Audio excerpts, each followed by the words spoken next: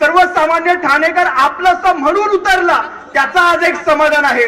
कारण आज तुमच्या समस्यांसाठी आज आम्ही सारे रस्त्यावर उतरलोय. ह्या समस्या तुमच्या घराचे उंबरे ओलांडतील, कधी ओलांडतील कळणार सुद्धा नाही. तुमच्या घराच्या उंबरे ओलांडून या समस्या आत यायची ठाणेकरांनो वाट पाहणार आहात का? आज खर तर वंदनीय बाळासाहेब ज्यावेळेस आपल्याला पाहत असतील, वंदनीय दिघे साहेब ज्यावेळेस आपल्याला पाहत असतील, म्हणत असतील, अरे माझ्या पठ्यांनो, हे माझे पठ्ठे, हे माझे लढवये मावळे झुकले नाहीत, विकले नाहीत, वाकणार नाहीत कधी. हे आहे बाळासाहेबांचं धन, हे आहे ठाकरेंचं धन. आज विचार करा, बाळासाहेबांची एक सभा होती ठाण्यामध्ये. त्या सभेमध्ये कुणीतरी सर्वसामान्याने एक चिठ्ठी पाठवली, बाळासाहेब तुम्ही प्रचार करताय बाळासाहेब, पण या प्रचारामध्ये जर उद्या तुमच्या शिवसेनेची सत्ता आली त्यावेळेस बाळासाहेबांचा एक मी प्रसंग सांगतो. साहेब आम्हाला एक नाट्यगृह देणार का साहेब? बाळासाहेबांनी भर सभागृहावरून सांगितलं होतं, दिलं दिलं दिलं. आणि गडकरी रंगायतन उभं राहिलं होतं त्यावेळेस. दादोजी कोंडदेव स्टेडियम उभं राहिलं होतं. आज कुठे ते ठाणं? आज कुठे? आज भ्रष्टतेने रंगीन झालंय. हे भ्रष्टतेने रंगीन झालंय. आज आतमध्ये बसून जर लाखांची लाच घेतली जात असेल तर तुम्हा सर्वसामान्यांची काय किंमत केली जात असेल याचा विचार करा ठाणेकरांनो.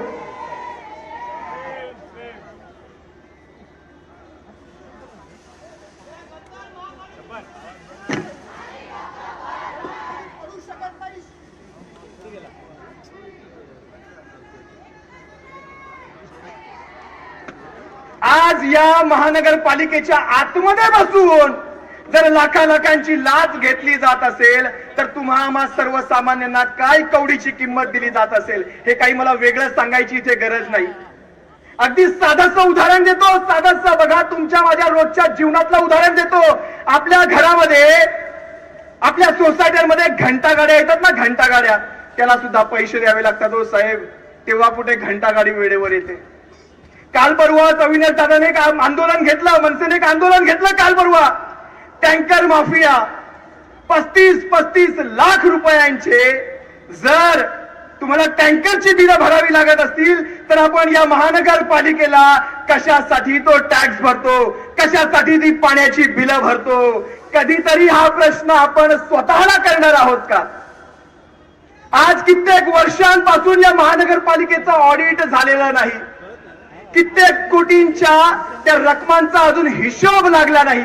माझ्या ऐकिवात आहे जवळपास 330 ते 337 कोटी रुपये माझ्या ऐकिवात आहे. कुठे गेला हा पैसा? कुणाच्या घशात घातला हा पैसा? सांगणार हे प्रशासन? सांगणार? हे सांगणार नाही. गेंडा सुद्धा लाजेल, गेंडा सुद्धा लाजेल. त्याच्याही पेक्षा जाड कातडी झाली आहे. बाळासाहेब, दिघे साहेब, वंदनीय हिंदुहृदय सम्राटांना, धर्मवीर दिघे साहेबांना इथून शब्द देतो. छत्रपती शिवरायांच्या या मावळ्यांच्या वतीने मी आज शब्द देतो.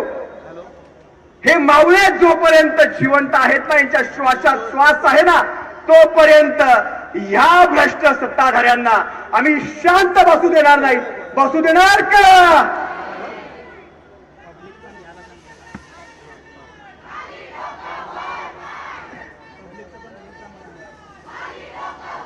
ही आहे सर्वसामान्यांची प्रतिक्रिया.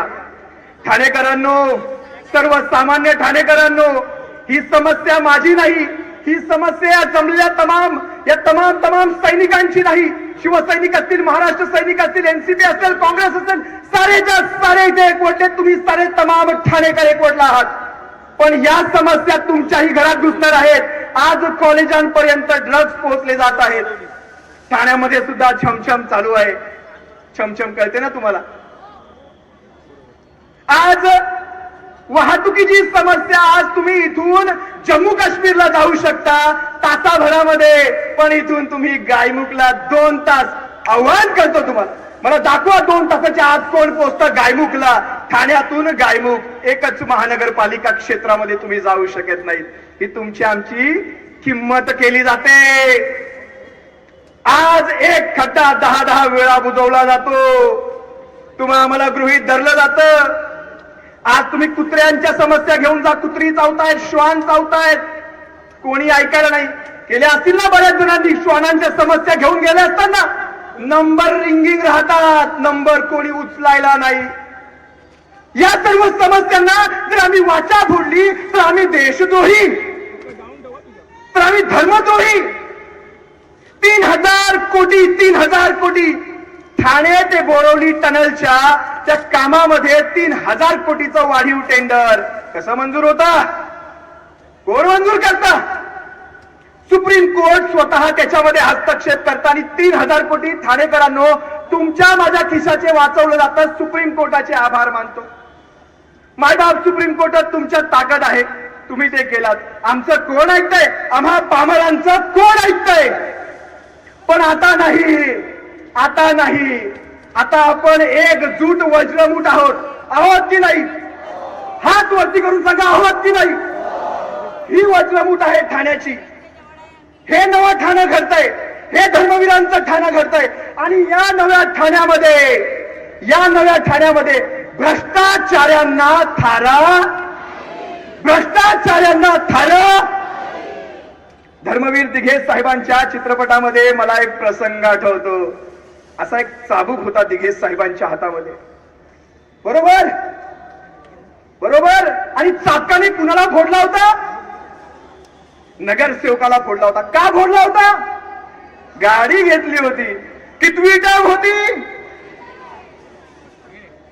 नगरसेवकाला चाबकाने जर दिघे साहेबांनी फोडला असेल, आज दिघे साहेब असते तर ह्या भ्रष्टाचार्यांना चौरंगा नसता केला, शिवछत्रपतींचं शासन नसतं केलं. ठाणेकरांनो, मी रजा घेतोय, पण रजेपूर्वी फक्त एवढंच सांगतो, ही जी तुम्ही एकजूट एकमूठ वज्रमूठ दाखवलीत, ही अशीच कायम राहू द्या. या वज्रमुठीला फाटे पडू देऊ नका. ही वज्रमूठ जोपर्यंत भक्कम आहे तोपर्यंत कोणाची माळ राहिली नाही, तोपर्यंत कोणाची माळ राहिली नाही. या ठाणेकरांना त्रास देणारी. तुम्हा सर्वांची रजा घेतो. पुनश्च शिवसेना पक्ष. अरे आवाज कोणाचा? ही ताकद